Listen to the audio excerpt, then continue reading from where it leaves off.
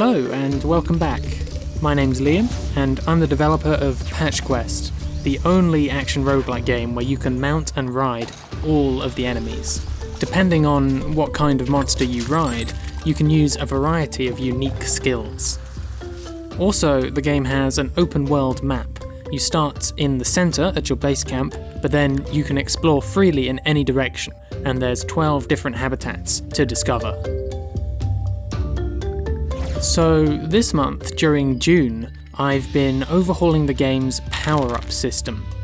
There used to be 32 different power-ups, and they would all do all sorts of different weird and unusual things. Some of these were really powerful, but most of them, honestly, were kind of useless or ineffective. The system was based around my experiences playing popular roguelike games like Enter the Gungeon or The Binding of Isaac or Slay the Spire, where you have a huge number of different power-ups, and because you would collect a different subset of them on each run, they would synergize in unusual ways and give the game a lot of variety.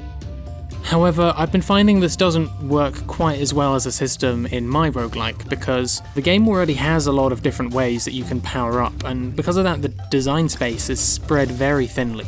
So you can level up your mounts and unlock new mount skills that way. You could also get up to 3 different temporary status effects which would have modifiers on how your character behaves. And on top of all of this, there's also permanent upgrades that you can unlock through the perk tree each time your character levels up. And so, because of this, it was difficult to create a really large number of synergizing power-ups without also stepping on the toes of some of these other mechanics. So I went back to the drawing board and I tried to split up my design space a bit more intentionally. I decided that leveling up your mounts would give you access to triggered abilities that depend on the species of the mount. And the status effects would be for temporary, unusual, or powerful effects. You can only have 3 of these, and they appear on the HUD, which makes them a good place to put some complexity in without the player losing track of what those effects are. And permanent unlockable perks will be for gradually unlocking new mechanics into the game, so that you can have a sense of progression that way, and so that new players don't get too overwhelmed with loads of different mechanics right off the bat. And once I had divided up the design space like this, it became more clear that the purpose of the single-run collectible power-ups should be providing boosts to your basic abilities. I wanted all of these boosts to be useful, and so I shrank their number from 32 all the way down to 7. And to compensate for there just being a few of these, I made it so that they can each be stackable up to 10 times, getting stronger as you stack them. And this means that you can carry up to 70 individual power-ups, and therefore I can give them out much more regularly as you explore.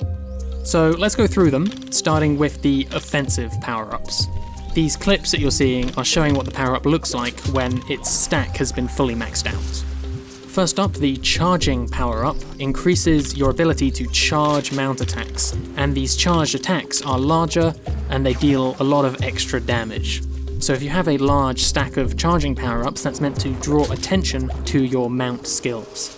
On the other hand, the reloading power-up increases the power and the window of your perfect reload blast. This draws attention to your blaster and also to your ammo usage. And the melee power-up increases the strength and the pushback of your melee blast.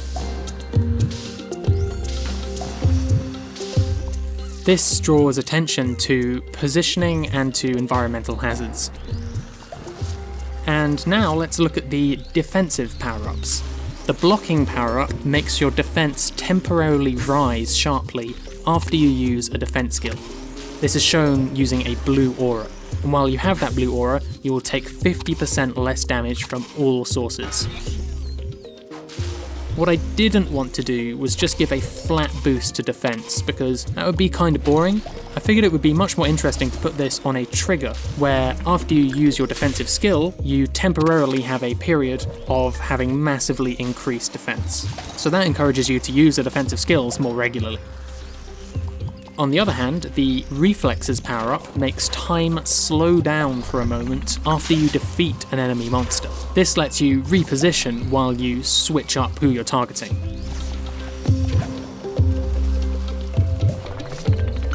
Again, I didn't want to give just a flat boost to the player's speed. I think that speed is one of those things where there's a sweet spot, where there's a particular speed that feels right for the kind of game that you're playing. And so instead, what I wanted to do was have another triggered effect where time temporarily slows down so you have more time to think about what you're doing as if you're moving faster. And the Luck power-up gives you a chance to take no damage when you're hit. When it's fully upgraded, this chance is 30%, which is pretty good. Finally, there's the cooldowns power-up, which decreases the cooldowns of all of your mount skills. So this is a mixture of offensive and defensive, because you have both kinds of mount skill. I tried to make all 7 of these power-ups useful. Some balancing might still be needed. It's possible that some of them are too weak or too strong, so if you have any thoughts on that, please do leave them in the feedback channel of the Patch Quest community Discord server. So, these power-ups still reset at the start of each run, just like they used to. You can now gain them randomly at the end of some battles. Roughly half of the battles will give you a power-up afterwards. And also, when you fight a jumbo battle, it will give you 3 copies of a power-up. So this gives some level of reward for going down a route that has a jumbo monster on it. And also, if you capture a lot of loot and bring it back to your home base, and then organise that loot into themed patches, you will gain some additional power-ups at the start of each run.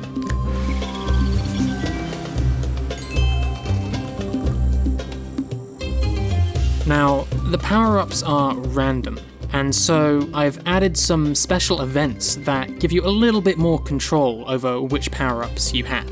During your runs now, you'll come across 4 new special shrine rooms, and each of these shrine rooms let you make some kind of trade with your power-ups. So the Power Shrine lets you convert your power-ups into a large stack of one type.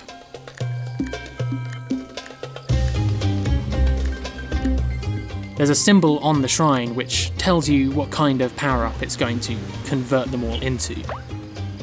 The Balance Shrine is kind of the opposite of this, where instead of turning everything into one big stack, it will try to average out your power-ups so that you have roughly the same amount of points in every stack. Then there's the Blood Shrine, and this one lets you spend your health to gain power-ups. The amount of health that you have to spend to gain a power-up increases a little bit each time you use it. And the Harvest Shrine, again, is the opposite of this, where you can give up your power-ups to gain a heal. The benefit of the heal decreases each time you use it. All of these shrines can be used multiple times, so you can trade as much or as little as you want to. And the old Ambush Shrines still exist. They now give you a stack of 2 power-ups, so they're a little bit more powerful, and you still fight a battle after you claim those power-ups.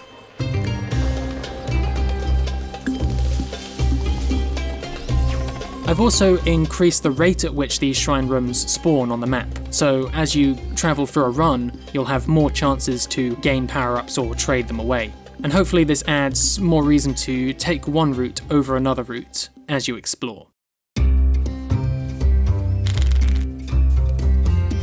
So this change is a bit smaller, but it's still quite impactful. Last month I added a mechanic called countering, which, if you shot a monster right before it shot you, you would counter that monster's attack and you would deal a bunch of bonus damage. This mechanic was supposed to encourage awareness and target priority, so that you would sometimes switch target in the middle of a fight. However, this mechanic didn't really work very well because you could easily trigger these counters just by spamming the monsters. So I went back to the drawing board on this one and I decided to change the windows of when you can activate the counters. So instead of shooting a monster before it attacks you, you now need to shoot it after it does a defensive ability. So for example, Salamander can tunnel underground. When he re-emerges, you can now counter him if you're quick.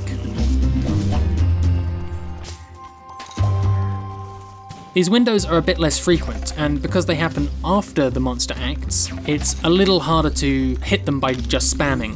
And this means that the mechanic actually rewards timing and awareness now, so I'm pretty happy with this change.